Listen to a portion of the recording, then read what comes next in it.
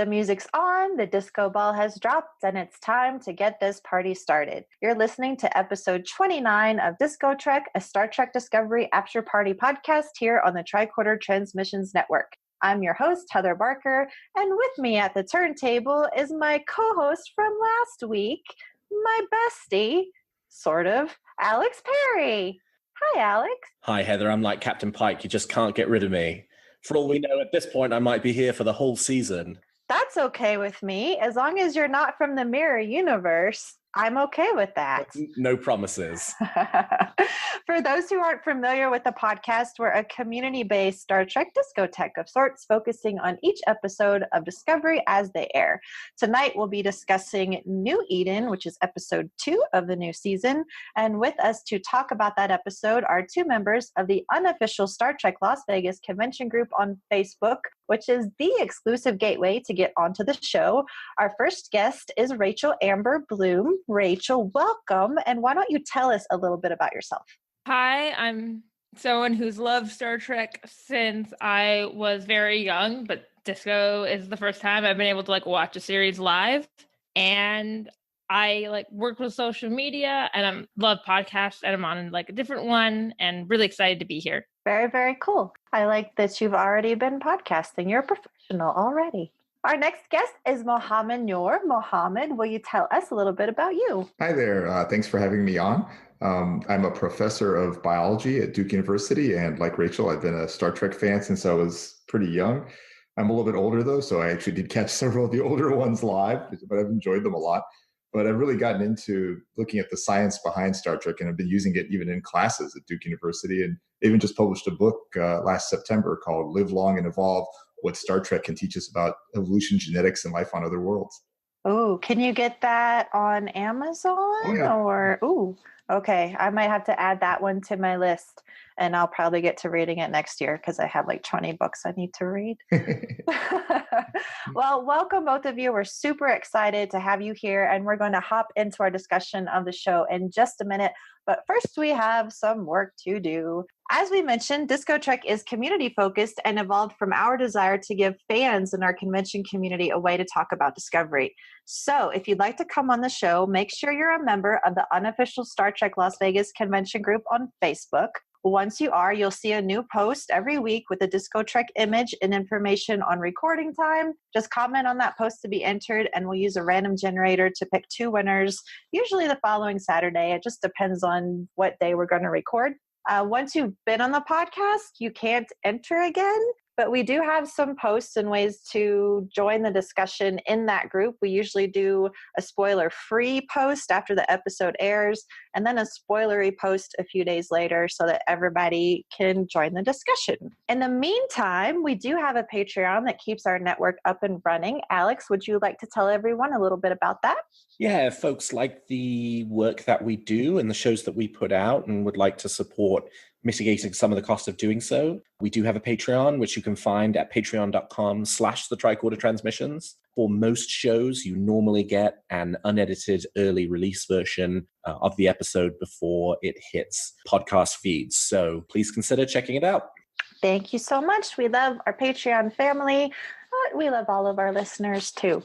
So, Black alert. I feel like we need a different alert. I mean, we're using the Spore drive again. Yeah, we had a black alert this week. Yeah, so I guess it's okay to say that. I just feel like with this new season that's a little different, I need to come up with something else. But the point is, spoilers. If you've not watched the episode, why are you here? Please go watch the episode and then come back, because we're going to talk about all the amazingness that happened. So our show is a general discussion about the episode, but we do have 3 segments. They are Drop the Record, which will be our opening remarks and reactions, Play a New Track, where we explore what we learn that's new about the Star Trek universe, and Spin It Again is our look back at standout moments that can be scenes, characters, themes, just about anything you feel is worth a second glance. So let's go ahead and drop the record, or as I like to say, hit it. And let's talk about this episode. There was so much, and I will share my own reaction here at the end, but I was just absolutely fascinated, and I'm excited to hear what you guys think. So Rachel, let's go ahead and start with you and let us know how you liked it, or if you didn't. I love this episode. I'm always been a sucker for the Star Trek episodes that deal with religion, because I kind of have a weird religious background, and then my parents are different religions, and I grew up, and I'm not particularly religious, but because of that, I've been like interested in like how people deal with people who have different beliefs than them. And like my favorite, like some of my favorite episodes of Deep Space Nine are the ones that focus on the Bajoran religion, and I really loved that there was like that even though a lot of the people there didn't have the same faith as the people, there was like a respect for their faith, which I found really cool. And I also liked that it showed people's other faith, like having faith in each other or other people, or having faith in science. Yeah, it was really neat to like see that they combined everything. Like how much more Star Trek can you get? Like I feel like, not so much that, in a Star Trek utopia, all religions will be combined into one, but that we will respect each other's religions enough that that's even a possibility. Yeah, especially as someone like my dad's Catholic and my mom's Jewish. They're very different religions that like, I don't know, in my head, because I'm like a combination of those two cultures, like it's interesting seeing those two religions, like those were two of the religions that were combined, and with even more that to create like this one, a super religion. I can't think of a better way to say it. The new super religion. I liked it. All right, Mohammad, what about you? I agree with everything you both said. Now, just more generally, I thought this was a great mix, like was discussed last week. This is a great mix of the classic Trek self-contained episode plot with also building on these multiple overarching themes. So, I mean, I like the self-contained aspect because we have them going again to another world and finding humanoids that were or humans that were taken from Earth. And this general plot we've seen in a couple of Star Trek episodes before. Like if you go to the original series, the Paradise Syndrome, Enterprise there shows up, and look, there's a bunch of Native Americans that are sitting there on this planet. So it's obviously going back a little bit further in time. But in that case, they actually said, and I remember Spock commenting, that they were rescued by an alien species to prevent their extinction. So again, very similar in terms of just general plot, but the specifics are different, and there's a lot of unique aspects too, which I thought was really interesting. I like, again, like you said, the religious undertones. I like the more explicit discussion of the role of the Prime Directive. And it really highlighted how Pike differed from Michael Burnham, and also how he differed from, say, Captain Picard or some of these other captains we've seen. Yeah. But just also, I like just seeing these overarching themes building as well as seeing the self-contained episode. I really like the builds on the Red Lights. I like the building on the Red Angel, Spock's personal struggles, the dark matter in the asteroid. And I actually want to come back to a lot of the science elements. I'm a scientist. That's what I tend to focus on, but we can save that for later things. But just generally speaking, there was just a lot of meat here, and it was a lot of both classic and novel Star Trek. And I know this came up in your podcast last week too, but you see again this discovery thread while also bringing in a little bit more of the classical Trek style to it, which I thought was really cool. Yeah, absolutely. Alex, what about you? Yeah, I mean, this for me was the most Star Trek episode of Star Trek since Enterprise went off the air. Yeah. It was a very, very traditional episode in terms of both story and structure, but not in a way that made you feel like it was a stale rehash. It very much was, you had an A plot with the landing party on Terra Elysium.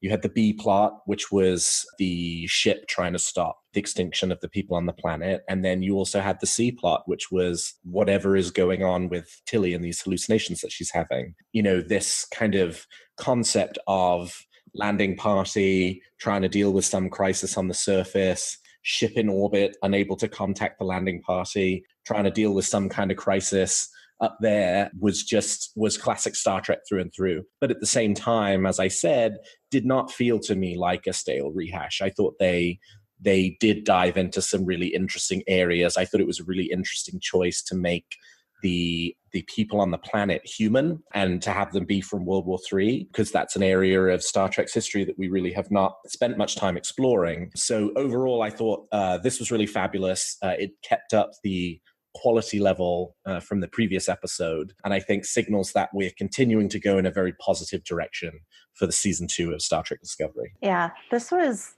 like an emotional experience for me to watch. And I'm going to talk about it at the end of the episode because it's kind of part of my spinning again, but this was by far my favorite episode of Discovery, and I think it was the best episode of Discovery we've seen. And it's a bold statement, I know. And if you follow me on Twitter, I've already said it. But I think this is actually now my favorite episode of Star Trek. And it's not so much that like the story was written so well, or there were all these character moments or anything like that. There's more to it. And again, I'll talk about that at the end of the show. But we had some information about the themes we'd be seeing. And so this science versus faith or religion theme we knew was coming, and this is where we get it just right in episode 2. And the quality of discussion that we had, like having someone who, Captain Pike said he was raised by a father who was a scientist by trade and then studied comparative religion. And so he grew up in a household that already could kind of see both sides. And my question for you guys, my interpretation, because my partner thought that Captain Pike was religious. To me, what I saw was more a respect for the religion of the people in Terra Elysium, not so much an identification, but I'm curious if any of you felt that he might be religious or spiritual. Mohammad, what do you think? So I'm more with you. So I thought it was interesting how they contrasted Burnham and Jacob at one extreme, where they seem to be very strictly science-based, kind of rejecting the religious side to it. And on the other hand, we had that priestess who had fully divine interpretations. I felt like Pike's was more fluid and having a kind of reconciliatory interpretation of what's being seen there. So maybe the religion is basically right, but we can kind of explain it in science too. I mean, I didn't feel that he was actually himself personally devout. Right. But I thought he sort of took this middle ground of reconciliation. Yeah, which was good. I mean, he kind of played devil's advocate with Burnham. Yep. Because Burnham was so devout in wanting to find the scientific explanation as to what happens. And I mean, even for me, she got a little too adamant about it. And I think there's a discussion to be had. I don't know if it's one to be had on this podcast, but towards the end of the episode where she's arguing to save them, or to at least let them know what has happened, and that there are still people on Earth. And she flat out says that the faith that they cling to is a lie. And to me, that's just, I had trouble with that, because this is a faith that they created on their own, that is a combination of many religions that are not lies to those people. Like, regardless of what you think about God, I don't think it's fair to call anyone's religion a lie. And so just because they cobbled it together doesn't nullify what it is to them. It's very real to them. And so that was a bit striking from Burnham, although probably not unexpected. But Rachel, what did you think? Do you think Pike is religious at all? And how did you feel about the discussion that they were having between Burnham and Pike? I got the impression that maybe he used to be religious, but wasn't necessarily religious, or maybe just had doubts now, but also doubts whether there wasn't something, like maybe more agnostic as opposed to atheist. Mm-hmm. And because he definitely did have a respect, and he knew like what the church windows were for. And he knew, like, when like reading a Bible, he was able to tell right away what part was like new. But I do see it as like a valid interpretation that he could be religious, and just someone who it doesn't come up that often and he doesn't bring it up, but like he has something he believes in. Yeah, absolutely. Alex, what did you think? I saw it slightly differently. I definitely see that interpretation, and I think it's a valid one to draw from the episode. The way I sort of approached it more was that Pike has much more experience as being captain of the Enterprise with first contact situations. The Enterprise, being one of these kind of forward-facing exploratory ships for the Federation out on a 5-year mission, such that it missed the entire Klingon War, that he has much more experience with blending in with the cultures that he encounters, because ultimately he is the one who is able to get what they need. He's the one who connects with Jacob, and he's also the one who connects with the more religious members of the society to get them to have a conversation, right? I mean, Burnham is very sort of aggressively dismissive of their faith, and he is not, and they open up to him, and later he kind of flips that around, and in his conversation with Jacob is much more kind of speaking to him on his level. So ultimately, I sort of saw it as he kind of knew what he needed to get out of the situation. And, as I thought about the Pike character and sort of how he relates to other captains from the franchise, it felt like we saw shades of both Picard and of Kirk in this episode. The first time he was on the planet, I definitely saw a lot of Picard, that sort of understanding and wisdom related to figuring out how this planet's system of faith fits into their culture and how that relates to what he's trying to get out of it. And then on the second time he beamed down, it was very much more of the sort of Kirk, because, he was, I think, bending the Prime Directive pretty significantly in order to complete his mission in a way that was more akin to something that Kirk would have done in This Side of Paradise, for example. Yeah, I still it does sit with me the impact that telling Jacob may have. Is he going to keep this secret? And I think that he will, but then that led me to kind of go into wow, that is such a heavy thing to carry with you. But he really just wanted that answer. And I don't know if it's symbolism, but the fact that we have a character who just so passionately went after the truth, he knew in his heart, as they said, what the situation was, and he pursued it so passionately, but all that it took was the truth, and to have that answer. And I think he said something at the end, because of you, we're not lost anymore. And that was enough for him. And to me, that just says a lot. You're able to accept something and move on, if that makes sense. That just seems to be a very significant message for the state of the world these days. And I loved it. The Jacob, that character, I just thought was phenomenal. And he's played by Andrew Moody, which I do want to point out that Jacob, the All-Mother, and then May Ahern. So the actors, Sheila McCarthy played All-Mother, Andrew Moody plays Jacob, and then Bahia Watson plays May Ahern. All Canadian actors. I just had to point out and shout out, because I know that our Canadian friends are super happy about that. And it's great to see them utilizing the actors in the country instead of bringing other people in and whatnot. But the actress that played the All-Mother, as actually, I think it's in America, it's presented as a Hulu original, but is on was on a Canadian sitcom called Little Mosque on the Prairie, and she's really good on it. Yeah, lots of support for her that I saw on Twitter. So she's well known in Canada. I have not seen her in anything. I've not seen any of these actors. So I'm really grateful that they got that opportunity and we got to get to know him and know them. And I think I saw some chatter, and I don't know, or maybe Alex, you might have pointed out from one of the interviews that we may see the people from Terra Elysium again?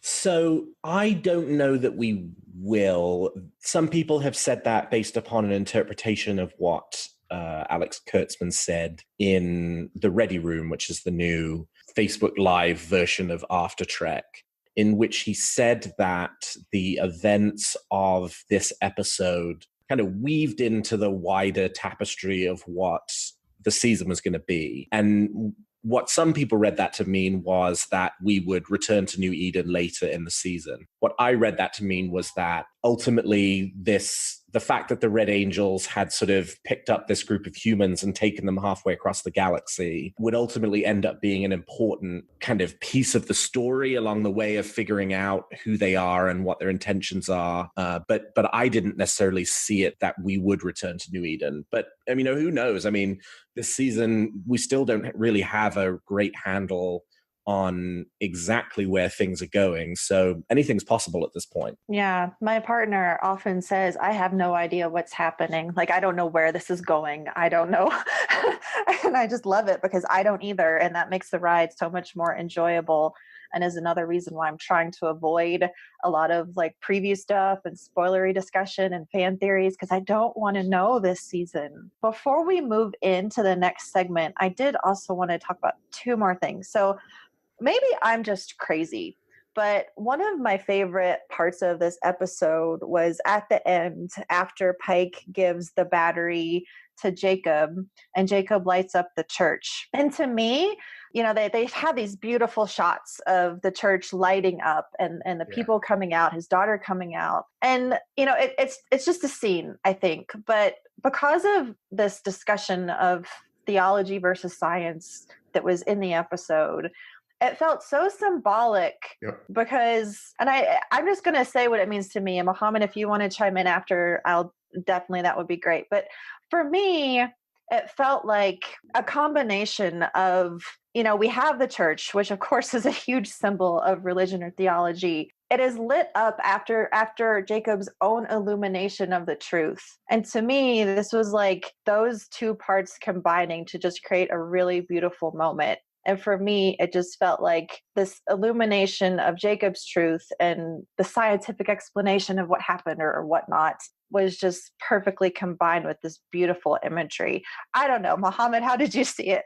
I saw it. Well, I saw it in two ways. I saw it on a symbolism side exactly the way you described it. Oh, yay. Yeah, he was illuminated, basically the truth has been illuminated. Mm-hmm. On the other hand, the scientific side of me said, why on earth, when you have a limited battery, would you turn it up so high? For emphasis. I love it. I don't know. Did Alex, did you find anything in that scene, or was it just a scene for you? To a point that you made earlier around the scene right before that between Jacob and Pike, and whether Jacob would be able to keep the secret of the fact that there was a starship in orbit. It struck me that Pike left Jacob with the one thing that everybody else already had, but that he didn't, which was a faith in something greater. The rest of the community of New Eden had chosen to invest that faith into the Red Angels, who delivered their ancestors from a horrific situation to a new world in which they have created a colony for themselves and have continued on with their lives. But we saw Jacob throughout the episode as this really conflicted character who clearly was struggling immensely with the fact that he just didn't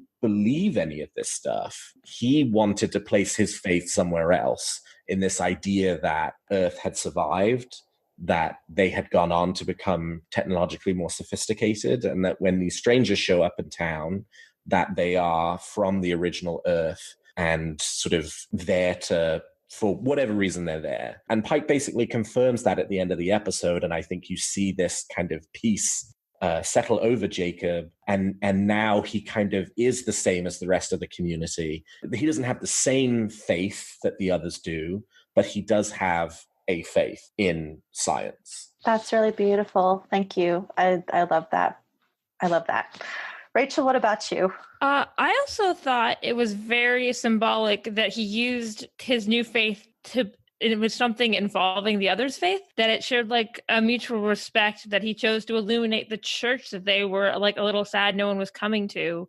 And to me, that showed like that he wasn't going to like tell everyone right away that that's what happened, that he chose to help something with the community.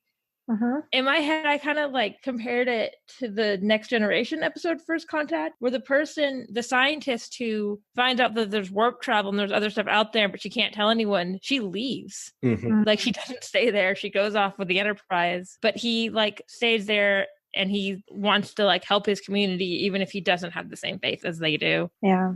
There's really this message of coexisting and being able to respect something that you may not necessarily agree or believe with. And again, that message is so incredibly relevant, really always, but especially right now, I think.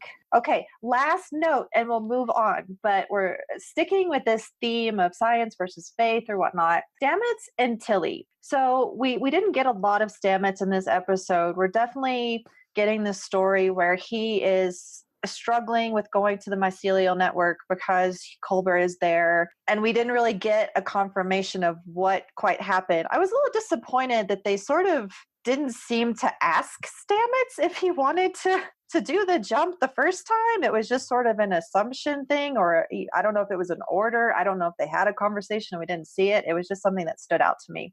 Regardless, Stamets expresses his concern, and whether it's fear or not, about going back into the network to Tilly, which I love this the relationship that Tilly and Stamets has. It's great. But so he comes back. Obviously something happened because he doesn't want to talk to Tilly. But the conversation that he has about the mycelial network, he says, nothing is ever truly gone, which we've sort of gotten hints of from Culber. And he talks about how termination begets creation. And it becomes very relevant because later in the episode, we meet May Ahern, who, I don't know about you guys, but I got some super creepy vibes immediately because I was like, something is not right with this. And as we find out towards the end of the episode, May Ahern is deceased. So the May Ahern that we're seeing on the ship what is she? Is she a product of Tilly's injury with the meteorite? Is she perhaps, and I don't want to go into too many like fan theory spoilery things, but is this something with that green spore from the first season? Because we had that very noticeable green spore that everybody's like, it's going to be relevant later. But I'm just wondering like how that whole thing is going to come into play, because there's just a huge mystery there. And I think it may sort of tie into this science versus faith discussion with this question of the afterlife. And is, Dr. Culber especially, is he alive? Is he dead? Is he coming back as an actual, living being? Is it going to be something else? I don't know. Mohammad, what did you think about that? I have a very long answer to that one. Do you want me to save it for the next section, or? Yes. Well, that's the preview. We'll jump into that. Maybe that can be the first thing you talk about when we go there. Sure. Rachel, should we just move over? Is that okay with everyone? Let's do it. Works for me. Okay, we will segue into play a new track, which is what we learned that's new. So go, Mohammad. So I have some general play a new track thoughts, but Yep. you asked about the science specifically. So I'll split it up for, say, the physics versus the biology. And I'll say I know the biology a lot better. I'm not a physicist by any means. Dr. Erin McDonald, I don't know if you guys know her, but she does a lot of, Yes. oh yeah, she has a lot of videos on physics and Star Trek. She's fantastic, gives great talks and things like that as well.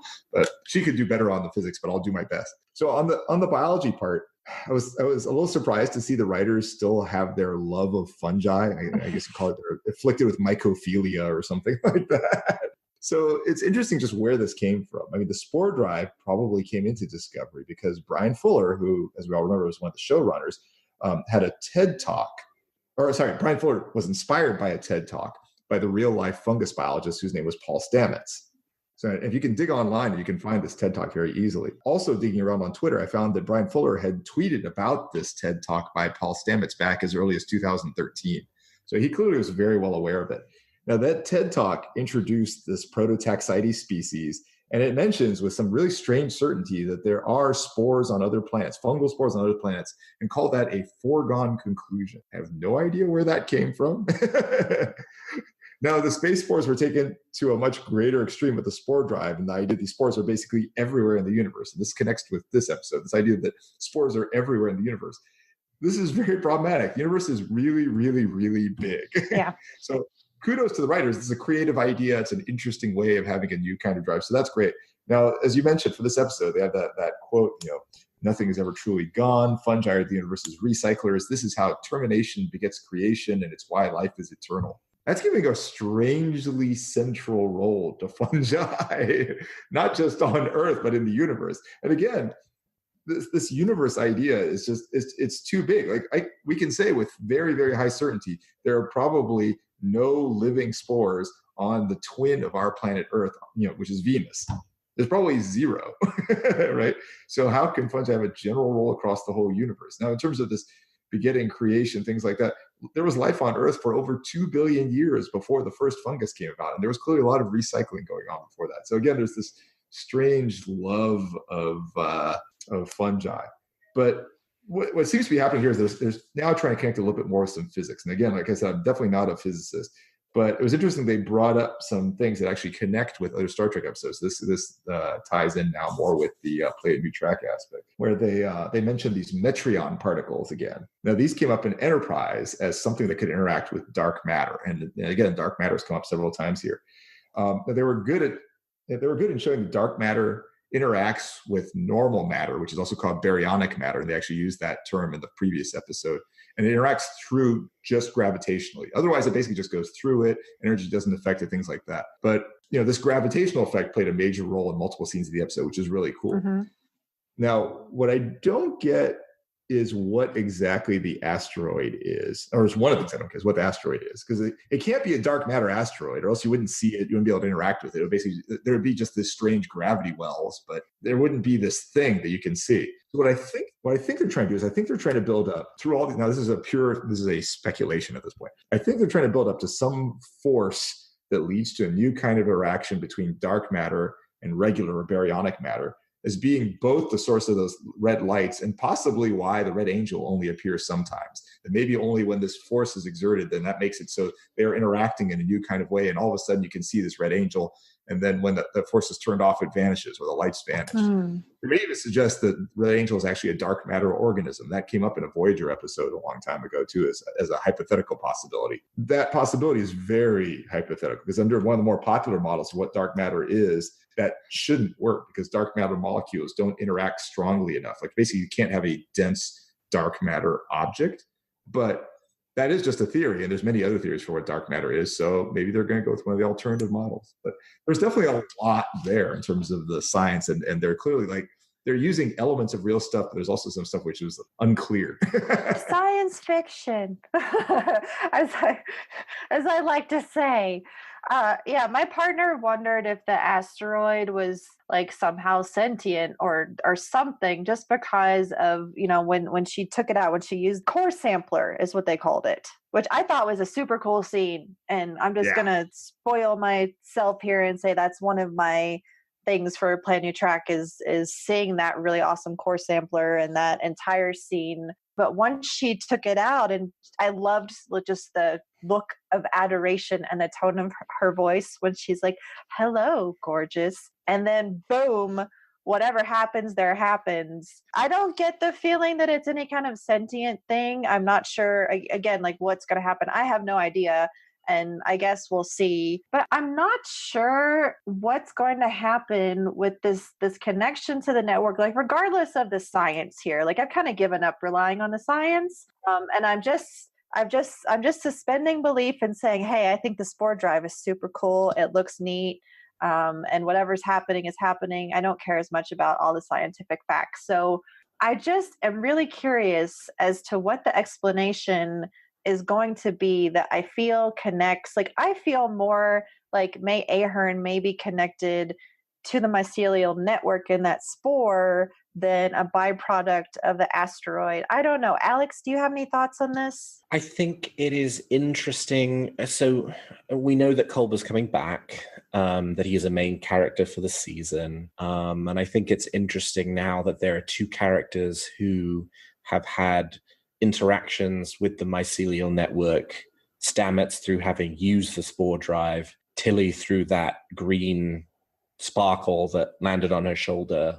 And both of them now have an experience of seeing somebody who is no longer alive. Stamets having seen Culber in the network, and now Tilly having visions of this former classmate from middle school who is, according to the Federation database, no longer alive. So my guess is those two storylines are going to turn out to be connected. And that, if you ask me to theorize, I think the May Ahern visions are connected to the green spore and the mycelial network rather than the asteroid. Okay. Rachel, what do you think? Yeah, I was definitely getting asteroid. It's funny because you asked if we've got the impression right away that there was something up with May.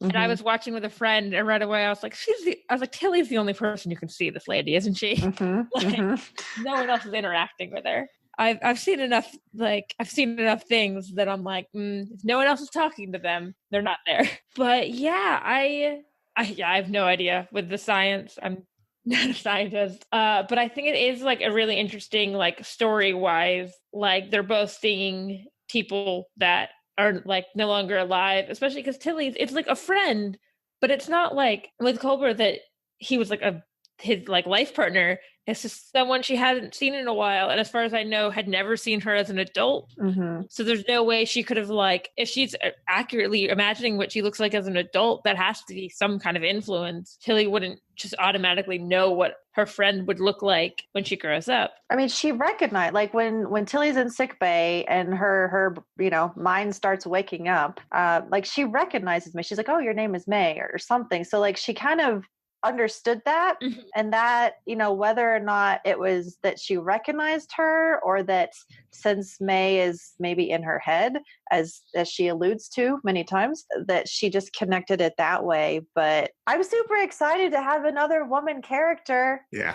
Yeah, Like, definitely. if we, who knows when we'll see Jet Reno again or non, but now we've got May Ahern, who may pop in here or there. That was really, really fun to see and to meet her, and thanks to Mary Chifo for shouting out so that we could find, and I hope it's Bahia and I'm saying it right, but I found her Twitter that way, and just props, because I love it when the cast does that and really just helps us find them, because I think that's something that a lot of us enjoy, is being able to make that connection and everything on social media. Okay, so back to play a new track. Mohammad, you said you had some other ones that you wanted to talk about, so fire away. So building on something that Alex had said earlier, I like this building of the positive theme. So in the first episode, they put out the idea that these red lights are some kind of threat. Like when Pike shows up on the ship, there's all this drama. Oh my gosh, there's an imminent threat to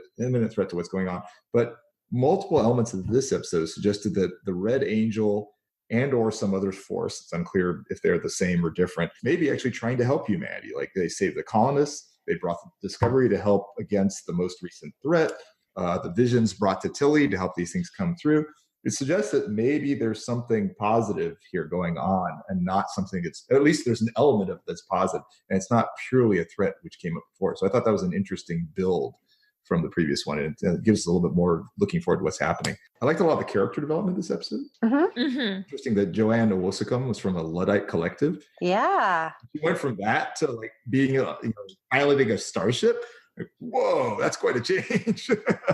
I love it though. Like, that's a nice parallel to somebody like Saru, where, with the short trek, he was, there was, not to say he did not fit in with his people, but he wanted something more.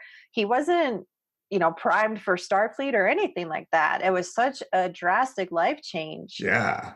So yeah, I think that goes really well together. And I just have to say that I love the inclusion of the bridge crew, but then also getting to see them do super awesome stuff. And I'm sorry to hijack this. Oh, go for it. And also to bring up a tangent about last week. And this is just the utilization of the women characters. And I just want to emphasize, and I'm so sorry for people who have already heard this, but to me, like, bringing those characters in and giving them jobs, and like Owosicum like saved them. Like, I'm sure that they would have found some way to get out of there, but she is the reason that they got out of that. Like, yep. And it frustrates me, and I'm sorry to refer to criticism I've seen on the internet. I said I wouldn't do that. But for women, it's really important to get to continue to see us have us other women have these stronger roles, Yep.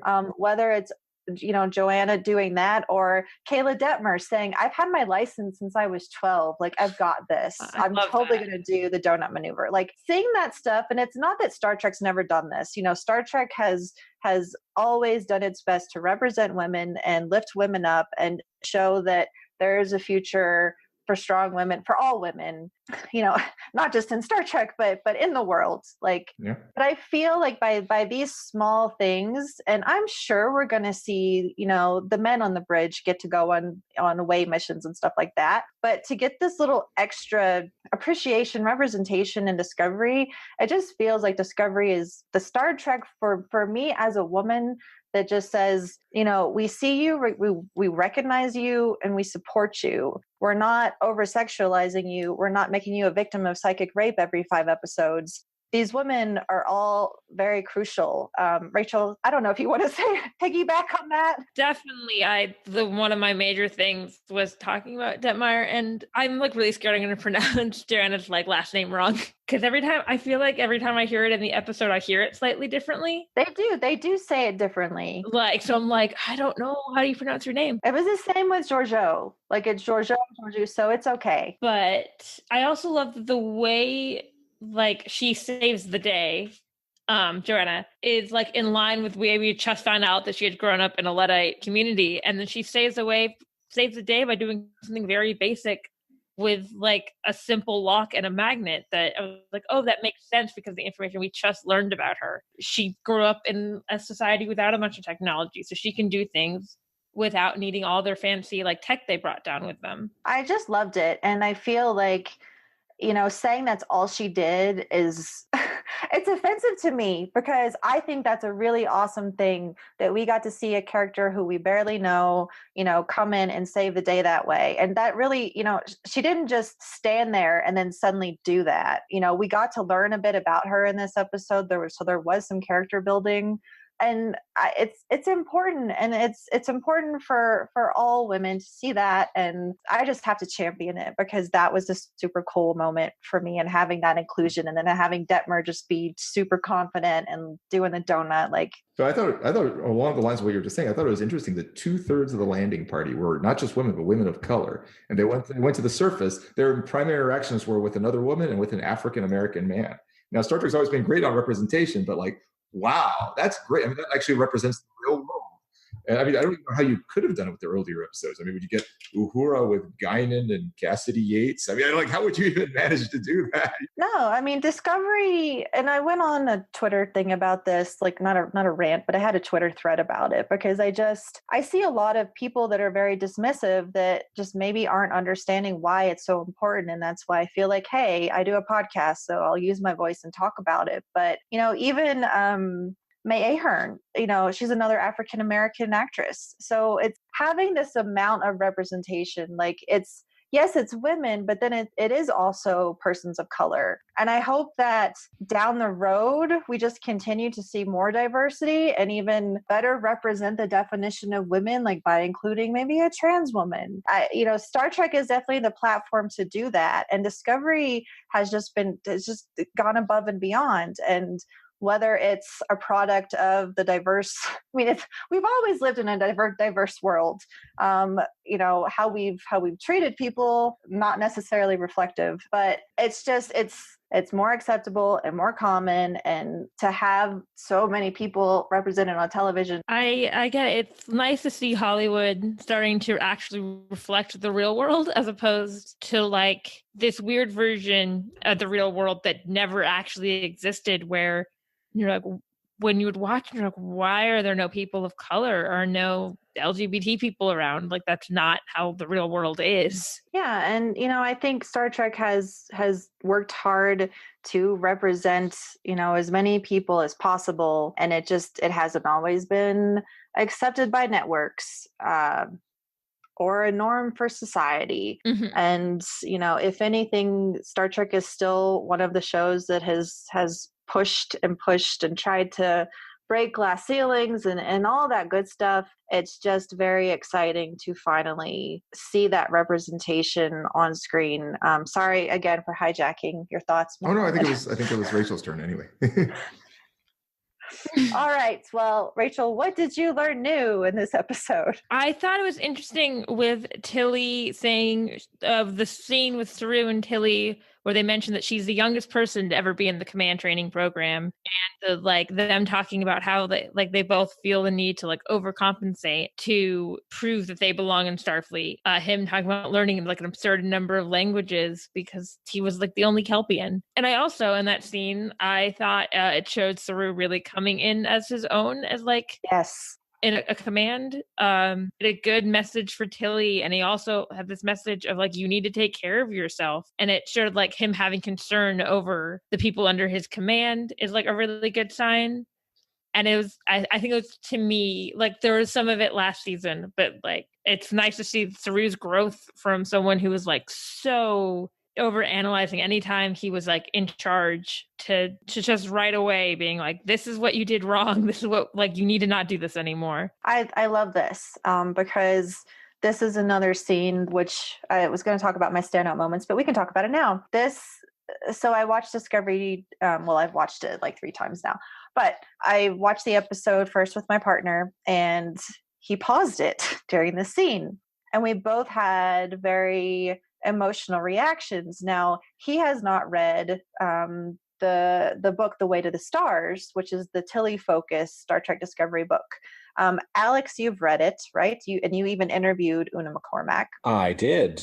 And then Rachel, have you read the book yet?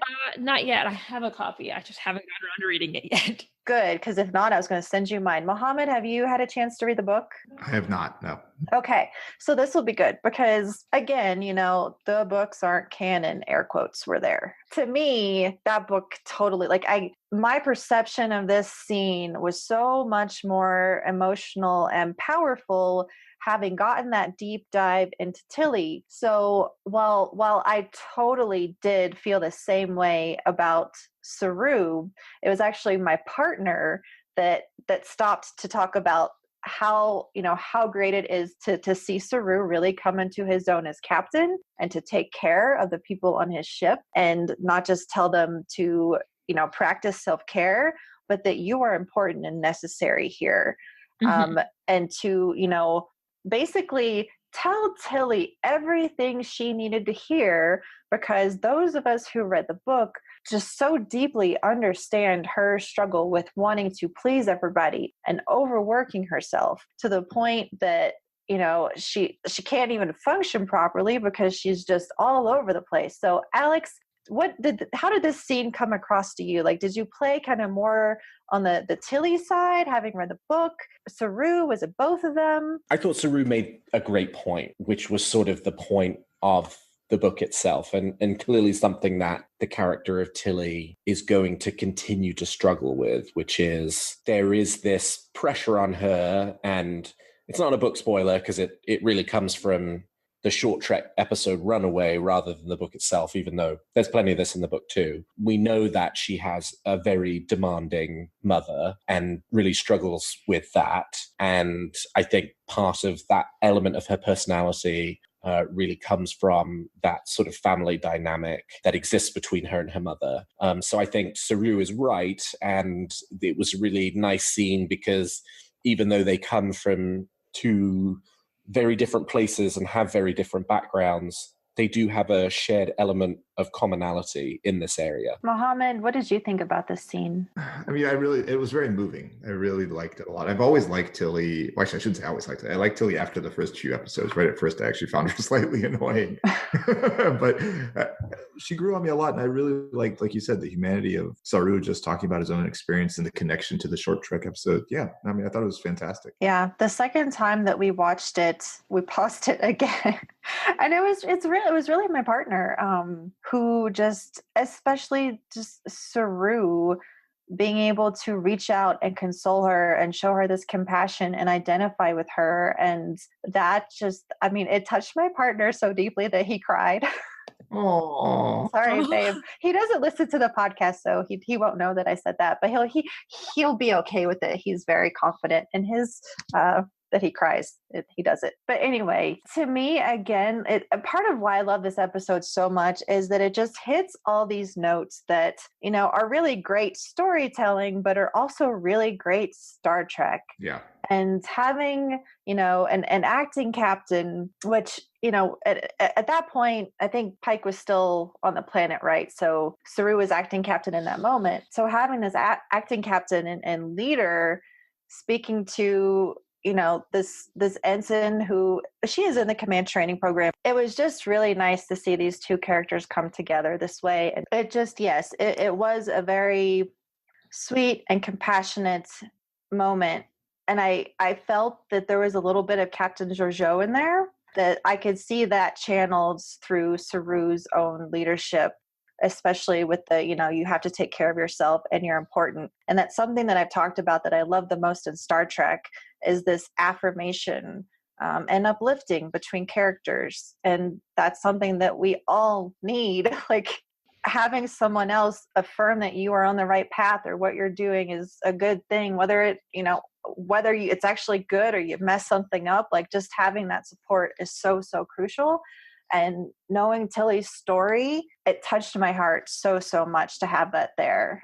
So again, if you've not read the book, please go read the book, especially if you struggle with Tilly and understanding Tilly, because we've talked before, like, Tilly is not, no one on Discovery has said, Tilly is on the spectrum or Tilly is absolutely a neuroatypical person, but she very much is, I think. And it seems like, based on what a lot of my friends have said, friends that are on the spectrum or friends that are just neurodivergent, all seem to identify with her on a very deep level. And I think that focusing on what, you as a viewer may feel is eccentric or too much, or, oh, it's just written in a certain way, maybe take a step back and look at some feedback from people that do identify with her, because I think that her behavior is really 100% normal. And it kind of, what did we say? What did Captain Pike say about perspective and context in this episode? New information creates more context, and context can alter our perspective. So please listen to Captain Pike and just take a moment to talk to some people and consider how your perception of Tilly may be different and influencing what you're focusing on instead of the character. Sorry to go off on that tangent. And I really don't want to seem preachy.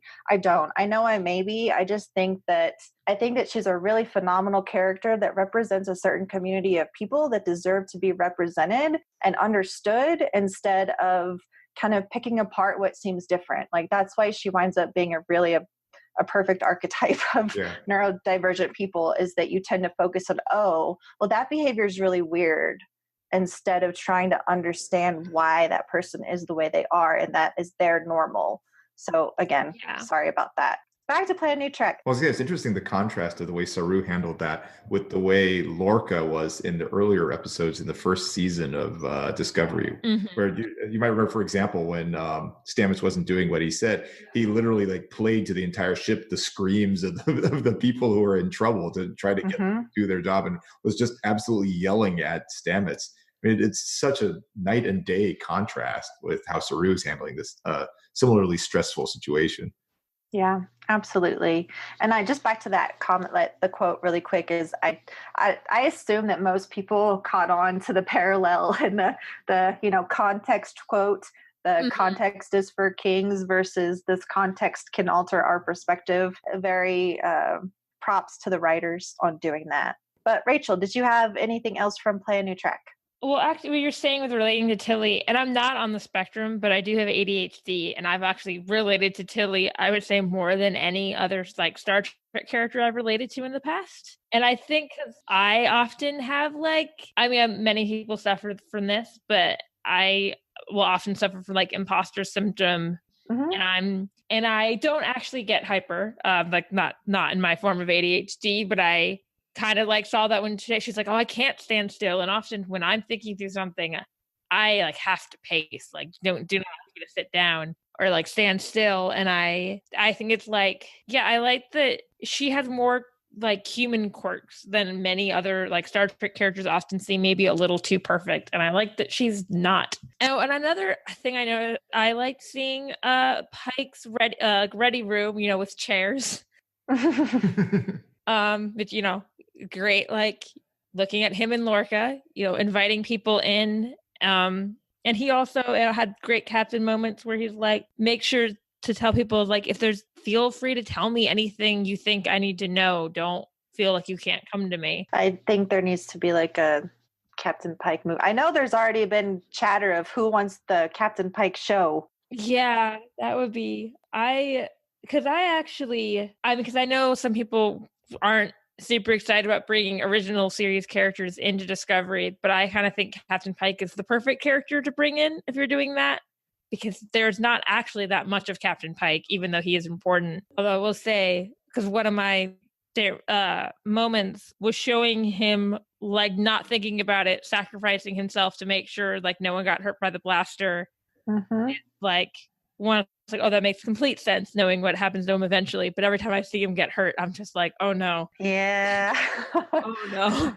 Yeah, I think we have plenty of time before, the big stuff happens. Yeah. I like had to tell myself that. But like for a second, I was like, he's not that's way too early for that, right? Yeah. My partner kind of forgot Pike's storyline, and because of something he said early in the episode, which I don't remember, he's like, "Oh my, is Pike gonna die?" And I was like, no." So yeah.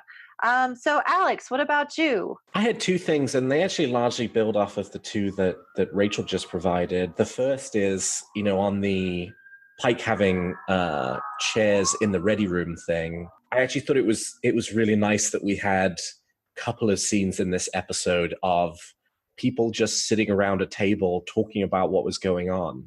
We really didn't get any scenes like that in the first season. The plot sort of propelled everything forward, and you didn't have that kind of more traditional sort of briefing room, ready room type scenario in which characters would just have conversations about the mission that they were on and the outcome that they wanted, and debate about what they should do, like you would get in more of a, next generation environment. So I thought that kind of, for me, helped contribute to that feeling of this being a very traditional Star Trek episode. And also, it was also shot very traditionally. And part of the reason why it was shot very traditionally was because the director was Jonathan Frakes, who was William Riker in Star Trek The Next Generation, and has directed a number of episodes from the Star Trek franchise, as well as Star Trek First Contact and Star Trek Insurrection. The second thing I wanted to point out was along the lines of Pike encouraging his officers.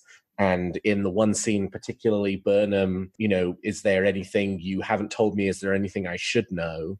I thought it demonstrated real growth for the character of Burnham, that even though at the start of the episode she just went no, that she came back to him at the end of the episode and was honest with him and did kind of provide her experience with the Red Angel. We had it in a couple of situations in season 1 where characters would hold on to information and not share it, even though the sharing of that information would have ultimately resulted in a positive outcome for both of them. And so it was really nice to see them sort of demonstrate that there had been growth for the Burnham character, and see her sort of set that aside and decide to trust her captain, and to have a conversation about something that, I wouldn't necessarily have blamed her for not saying anything about. It's totally wacky to have seen an angelic figure appear to you while you were having a really traumatic event. But I think it did speak very well of her that she did bring that up. And that, again, kind of gave it more of that sort of traditional Star Trek flavor of teamwork and everybody working together. Yeah, I think, we've talked about before that because of the format of Discovery, you don't quite get the episode-long character building focused on a few people type of episodes. But I think, as you noted, it's important to see where these characters still grow. And I don't remember what scene it was in, but Burnham even said, I learned the hard way where not following orders can lead to. And so I liked that quote, just because, she knows, like, she takes responsibility for what happened. I think that still, sits at the back of her mind and weighs on her a bit. And yeah, this was a great illustration of that character growth. There was character growth for Saru here, as we've talked about. And, to me, this almost was a little bit of a Tilly episode, just because she had such a role. And again, they start off the episode with her brainstorming about what to do. And that moves into, okay, well, let's use a spore drive instead, because that won't work. And then by the end of the episode, she's again, sciencing everything and coming up with doing that donut maneuver, which was at this point, the last of my play a new track moments was, getting to see the donut maneuver happen. And it was a collaboration. Like, you had Stamets during the jump, and then Detmer doing, piloting. And the scene where they showed all of this happen was really cool. So, like, as opposed to last week where we had so much, action and CGI and like it almost felt like half the episode was all of that. This had much less, but still a really neat scene to see the ship do that, which again also expressed, Detmer's confidence and enthusiasm to do something she'd never done before, and everyone supporting her and working together to make it happen. So I just thought that was a really, really cool moment and a fun thing to do with this episode. I liked in general just this advocating science overall for solving all these problems is really cool. It's not just we're going to go shoot a lot and that'll solve things. And even though I was critical of some of the elements of science in it, I mean, Star Trek in general is really bold in that they actually really try. And like they really do dig things out. And it's a lot easier to just say, oh, we'll just call it the Force and then do whatever we want. In, for example, another series. But it's a lot harder to actually try to come up with something that at least is loosely based on real scientific concepts. And Star Trek does a really good job. Even though I'm nitpicking it, they do a really good job overall with that. And I just love that aspect. Yeah, absolutely. Okay. All right. Well, let's move on to Spin It Again, where we do kind of our final shout outs on things that we really loved in this episode. So Rachel, we will start with you right now. What did you think was just super awesome? Yeah, there's a lot of this that got mentioned already, but I love the scene with Saru and Tilly. I loved Pike putting himself in danger, but I loved everything about the first jump of the episode, from like Pike fully acknowledging how bonkers the events of last season are.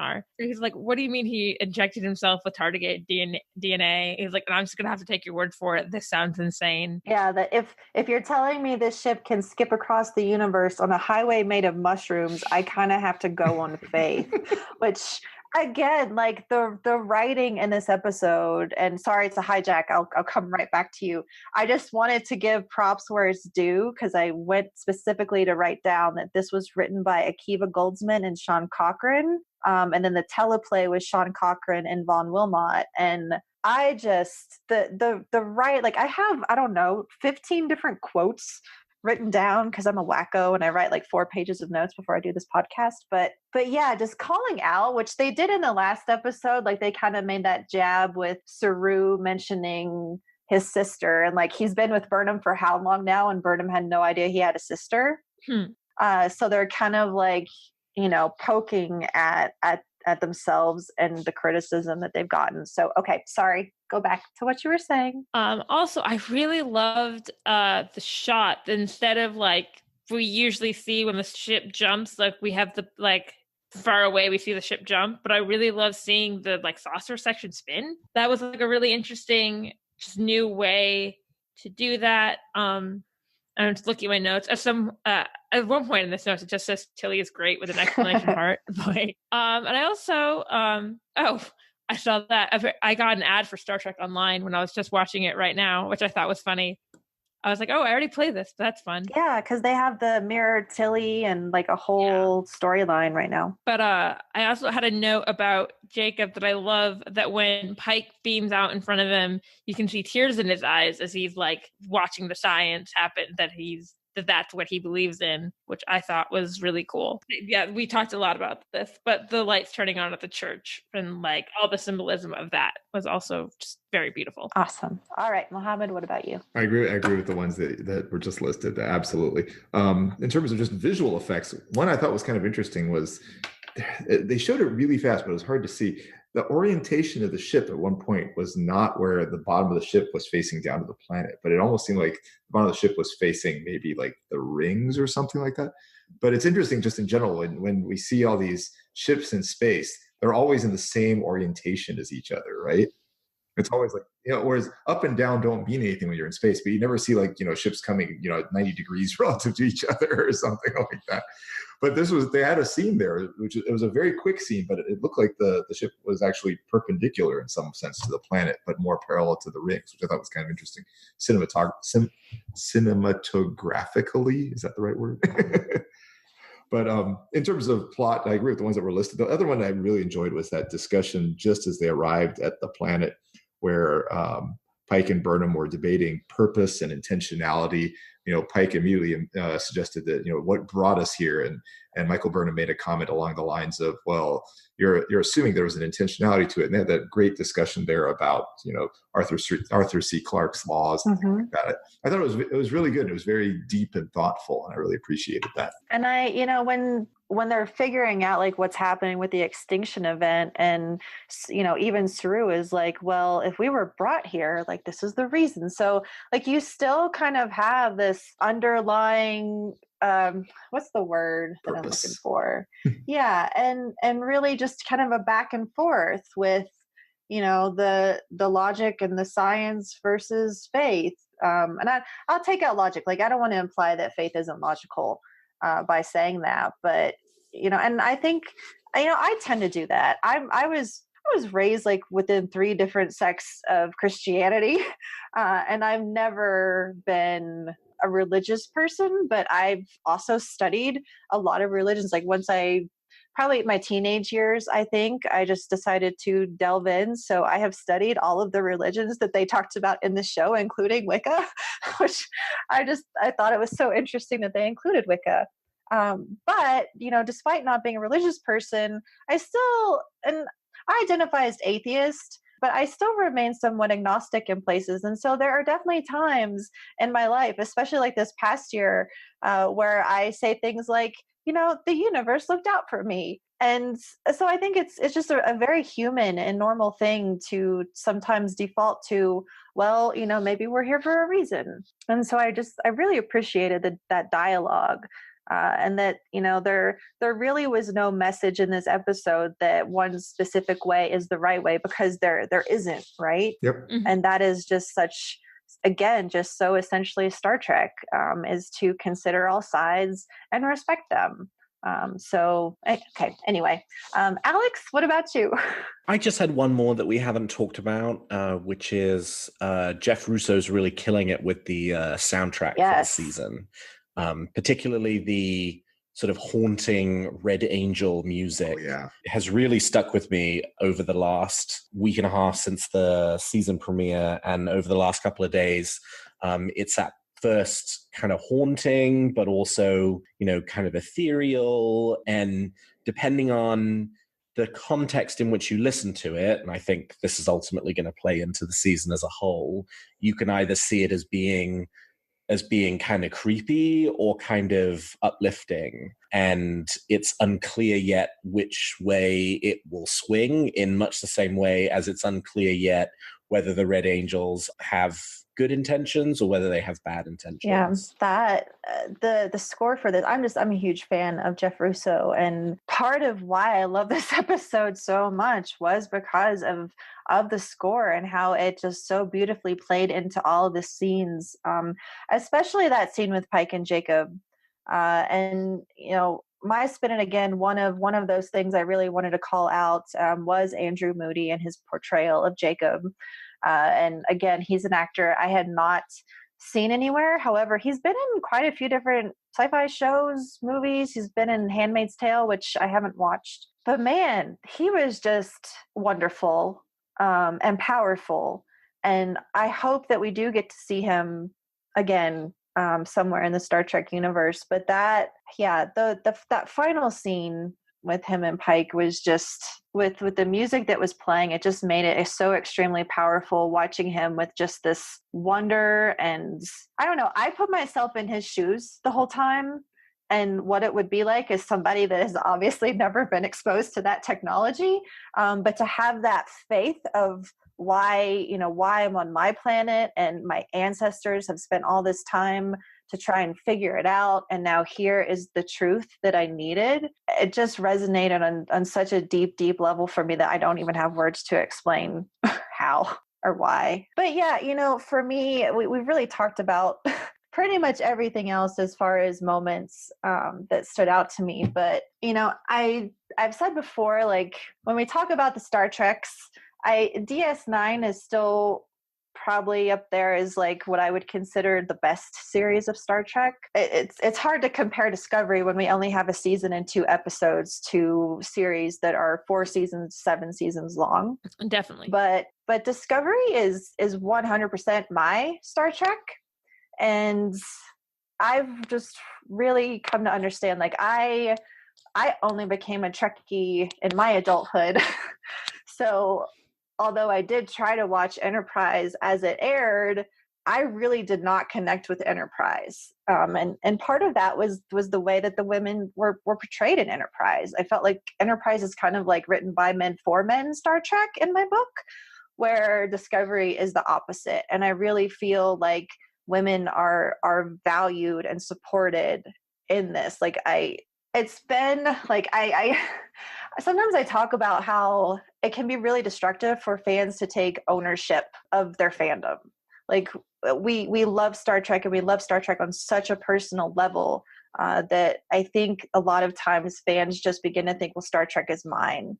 And it's ours on our own personal level, and that's different from Star Trek the franchise and what happens with it. But watching Discovery, I mean, this is the first time I'm watching Star Trek series in its entirety.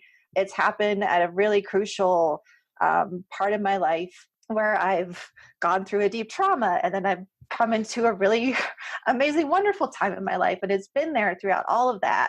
And so while I don't want to make it sound like there's any kind of ownership here, I just have a deeply personal connection to Discovery and to the characters. Also because pretty much all the characters that we've gotten to know resonate with me on a personal level. Like I can identify with them.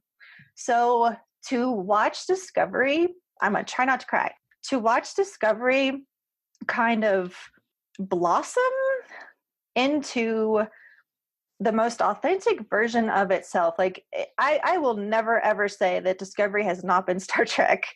Discovery has had the elements of Star Trek for me from the very beginning, and I've emphasized that.